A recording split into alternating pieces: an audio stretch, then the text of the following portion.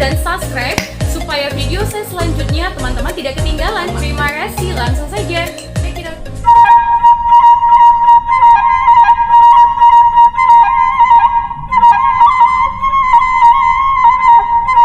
Legenda Sampuraga dan sejarah Mandailing Natal.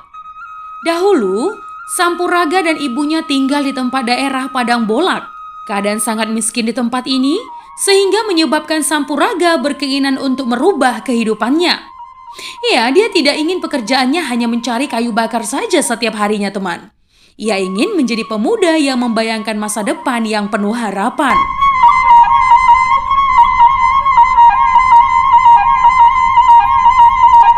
Kemudian ia berniat untuk merantau dan mohon izin kepada ibunya yang sudah sangat tua.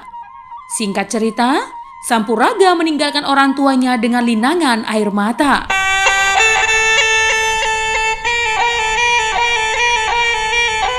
Ya, dia berjanji akan membantu keadaan ibunya apabila telah berhasil kelak. Ibunya kelihatan begitu sedih, teman, karena Sampuraga adalah putra satu-satunya yang ia miliki.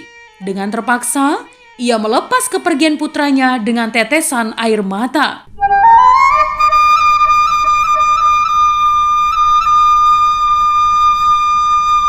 Sampuraga terus melanjutkan petualangannya dengan kelelahan yang terus-menerus.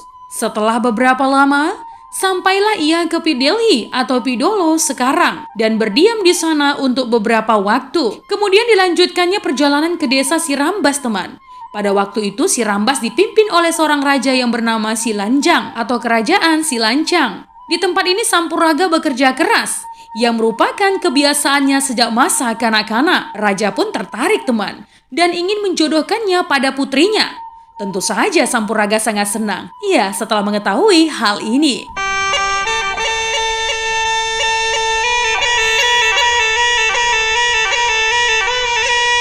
Raja bermaksud membuat pesta besar. Semua raja-raja sekitar Mandailing diundang, sementara ibunya yang sangat rindu pada putranya dilupakan begitu saja. Ya, Sampuraga telah tumbuh menjadi dewasa dengan begitu banyak perubahan. Dia tidak lagi seorang yang miskin seperti dahulu. Dia adalah lelaki yang kaya raya dan menjadi seorang raja. Ketika upacara perkawinan tiba, ibunya datang ke pesta dengan harapan dapat berjumpa dengan putranya. Tetapi apa yang terjadi, teman? Sampuraga tidak mengakui kalau itu adalah ibunya. Ya, dia malu kepada istrinya karena ibunya kelihatan sangat tua renta dan miskin. Dengan kasar, ia menyuruh ibunya untuk pergi dari tempat itu. Sampuraga berkata, "Hei orang tua, kamu bukan ibu kandungku. Ibuku telah lama meninggal dunia. Pergi kamu sana, mengganggu acara saja." Sampuraga tidak peduli dengan kesedihan dan penderitaan ibunya, teman. Ibunya pun pergi sambil memohon dan berdoa kepada Tuhan. Ya, Sampuraga dikutuk oleh ibunya dan kedurhakaannya tidak lain adalah disebabkan oleh kekayaannya.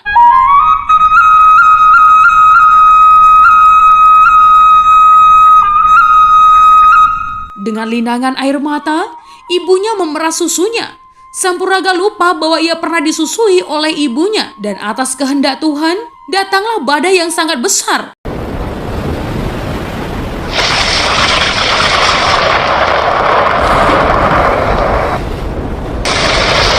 Dan istana yang megah menjadi banjir dan dihempas oleh air. Sampuraga tenggelam, dan di tempat itu menjadi sumur air panas. Itulah yang dikenal dengan air panas Sampuraga di desa Sirambas. Nah, teman, Kabupaten Mandailing Natal merupakan daerah penyangga antara dua komunitas yang berbeda, yaitu Batak Toba di Tapanuli Utara yang menganut sistem patrilineal dan Minangkabau yang menganut sistem patrilineal di Sumatera Barat. Sebagai komunitas penyangga dua kebudayaan, masyarakat Mandailing mengalami proses alkulturasi nilai-nilai budaya dari kedua komunitas tersebut, ya, melalui kontak budaya yang intensif. Mereka dapat memperkaya budi pekertinya, antara lain berupa kepribadian yang menonjolkan kelugasan dan ketegaran dari utara dan kecerdikan dari selatan.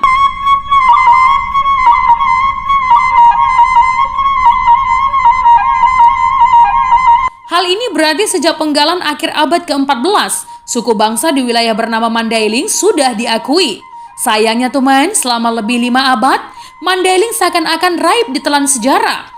Baru pada abad ke-19, ketika Belanda menguasai tanah berpotensi sumber daya alam ini, Mandailing mencatat sejarah baru.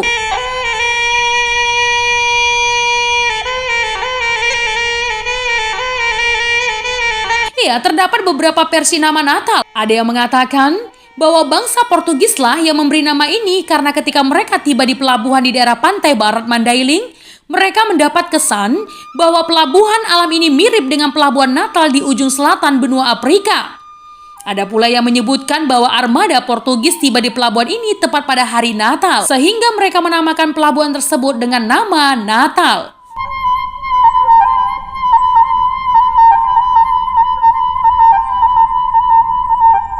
Ya teman, versi lain menegaskan bahwa nama Natal sama sekali tidak ada hubungannya dengan kota pelabuhan Natal di Afrika Selatan dan tidak ada pula kaitannya dengan hari Natal. Lebih lanjut dijelaskan bahwa kata Natal berasal dari dua ungkapan pendek masing-masing dalam bahasa Mandailing dan Minangkabau. Ungkapan dalam bahasa Mandailing, Natarida, yang artinya yang nampak atau dari kaki gunung-gunung Sorik Marapi di Mandailing.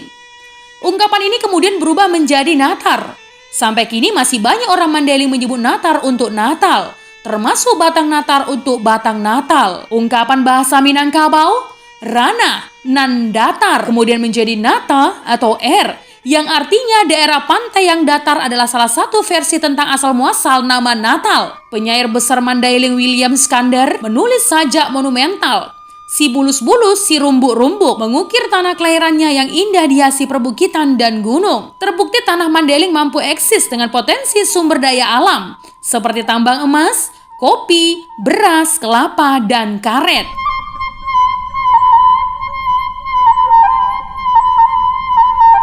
Ya, Kabupaten Mandailing Natal diresmikan oleh Menteri Dalam Negeri pada tanggal 9 Maret 1999 di kantor Gubernur Sumatera Utara Medan dalam rangka mensosialisasikan Kabupaten Mandailing Natal. Bupati Mandailing Natal Amru Daulay SH menetapkan akronim nama Kabupaten Mandailing Natal sebagai Kabupaten Madinah yang Madani dalam surat tanggal 24 April 1999.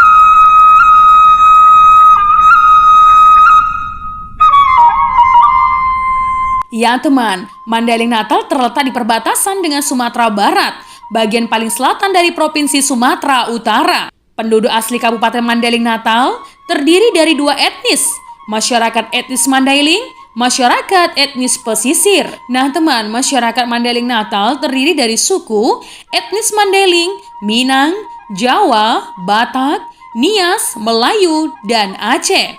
Namun etnis mayoritas adalah etnis Mandailing 80%. Etnis Melayu pesisir 7% teman, dan etnis Jawa 6%. Ya, etnis Mandailing sebagian besar mendiami daerah Mandailing, sedangkan etnis Melayu dan Minang mendiami daerah pantai barat.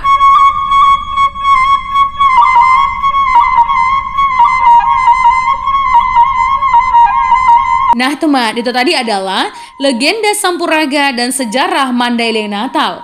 Jika ada kesalahan dalam penyampaian sejarah, mohon dimaafkan ya teman. Untuk kritik dan saran yang membangun, langsung saja tinggalkan di kolom komentar. Menjadi bijak, menjadi cermat itu penting. Terima kasih teman.